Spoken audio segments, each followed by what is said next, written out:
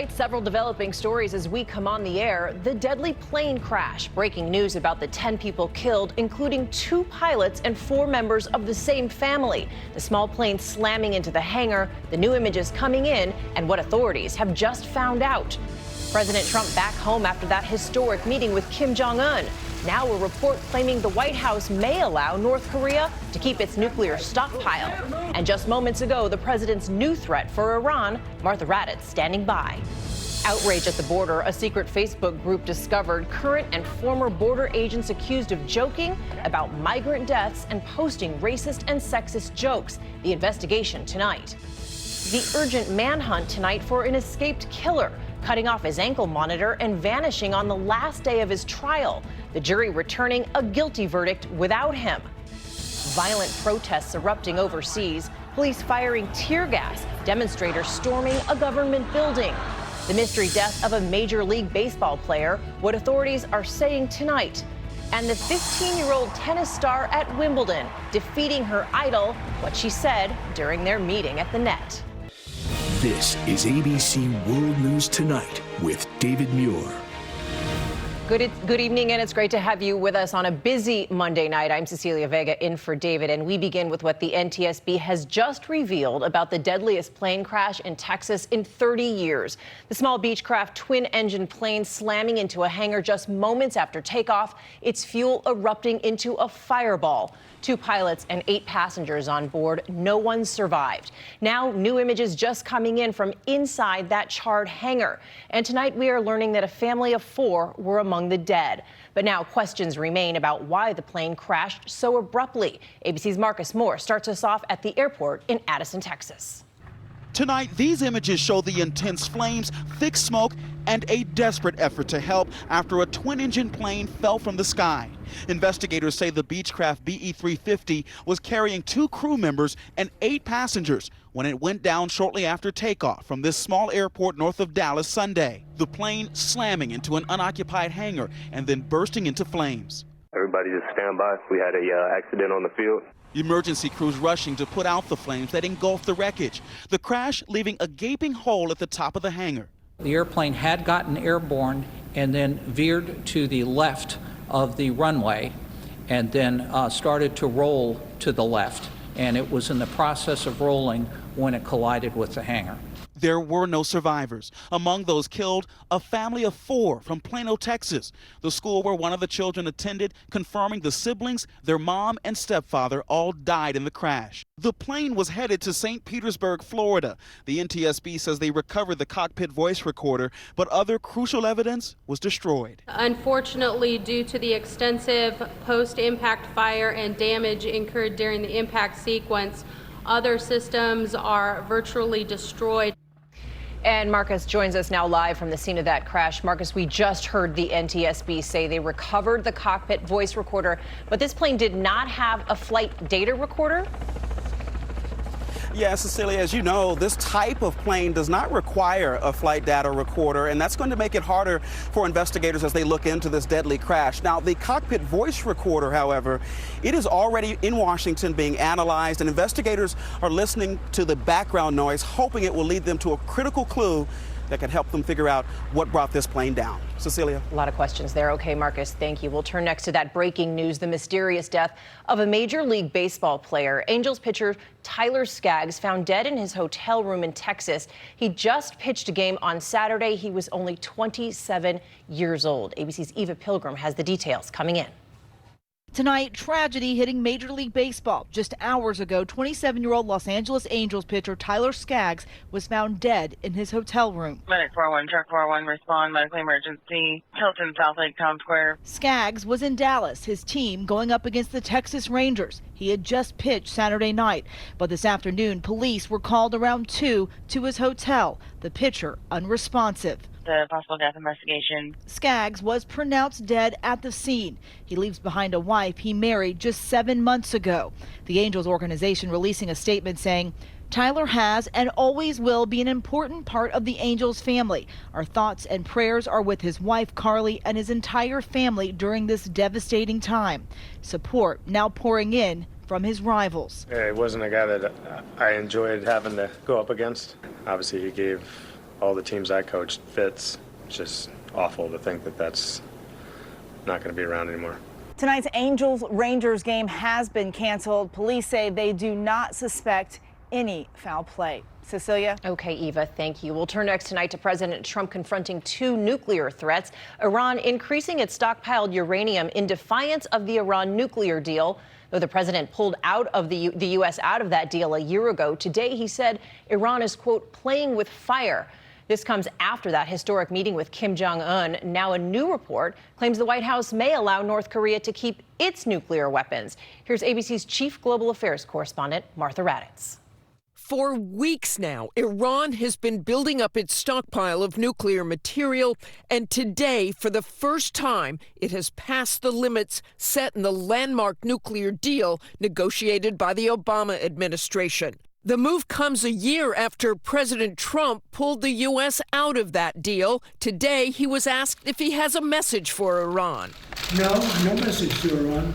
They know what they're doing. They know what they're playing with, and I think they're playing with fire. The president has called for new talks, but Iran is showing no sign its leaders want to negotiate with Trump. Iran, one of 2 nuclear challenges facing the administration, the other, North Korea. My friend.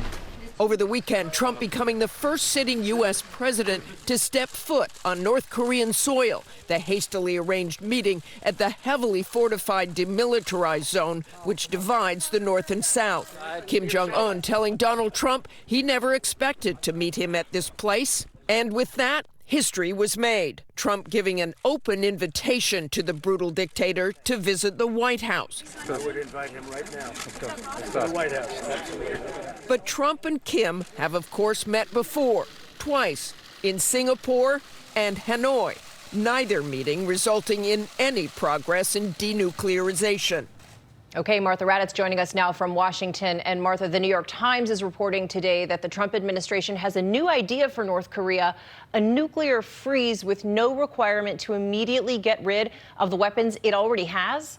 Exactly, Cecilia, but that story was promptly dismissed in a tweet from National Security Advisor John Bolton, calling it a reprehensible attempt by someone to box in the president. Bolton adding there should be consequences. But Cecilia, as you know, Bolton was not with the president at that impromptu meeting.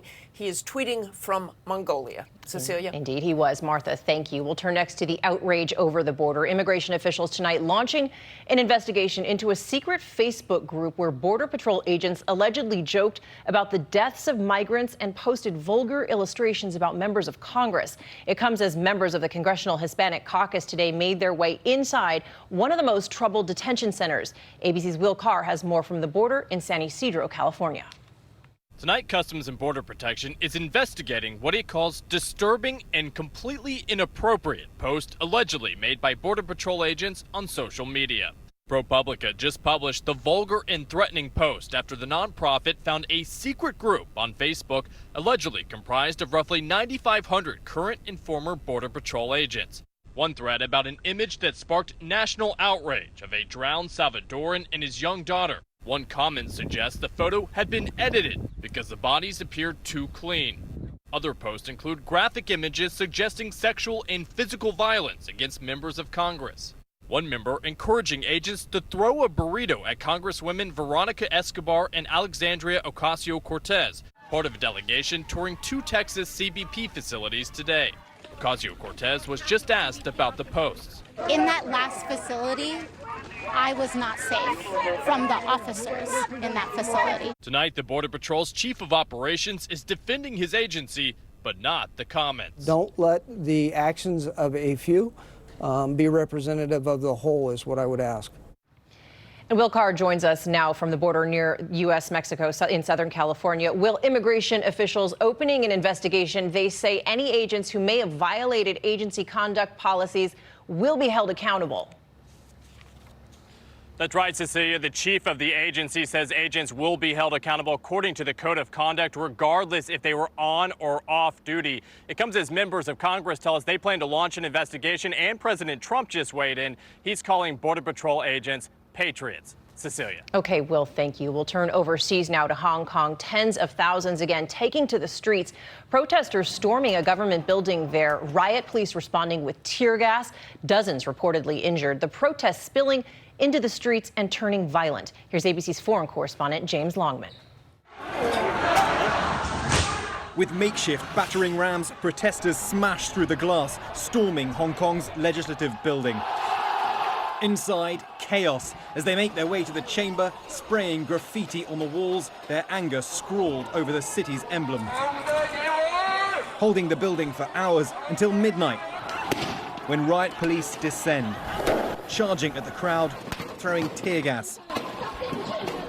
Outside, riot police batons take on the umbrellas that have again become a symbol of this cause. Their anger growing for weeks over a proposed extradition law which would deport citizens of Hong Kong wanted by Beijing to face mainland justice. This is something that... Tonight, Hong Kong's leader Carrie Lam condemning the violence, but in a possible victory for protesters, says the bill likely won't come into law. Whilst these protests have perhaps killed an unpopular law, Hong Kong's long-term future in the shadow of an increasingly authoritarian mainland China is still in the balance. Cecilia? Incredible images there. Okay, James, thank you. Back here now to a deadly poison scare at Facebook. Authorities say sarin may have been discovered at the company's mailing facility in the San Francisco Bay Area. Hazmat crews on the scene, police and fire closing off the area. Facebook says it evacuated 4 buildings. Authorities say a test came back negative for sarin. The company is cooperating with authorities in that investigation. We'll turn next to the severe weather as we head into the 4th of July. In the past 24 hours, a barn ripped apart by a likely tornado in Caneville, Illinois. Severe thunderstorms in Connecticut and Long Island killing 2 people. These images coming in from Islip, New York. And the temperatures are now rising with a heat wave on the way for parts of the Northeast. ABC's chief meteorologist Ginger Zee is tracking it all. Hey, Ginger. Hey, Cecilia, why is the heat a big deal? Because it was so late. From the Great Lakes to Northeast, we just saw our first 90-degree temperature, almost a month or more late for a lot of cities. And now dive into this picture with me because that jet stream, it is far north. And what it means tonight, severe thunderstorm watches from Montana to Minnesota. I was just watching some of the radar near Austin and Rochester, Minnesota, firing up tonight. Those are for damaging winds up to 70 miles per hour. But look at that heat. The heat indices up in the mid-90s from Nashville to Washington, D.C. tomorrow. And then it only builds. We're talking about air you can wear, Cecilia. 100 the feels like in Nashville, 104 Tallahassee on Wednesday.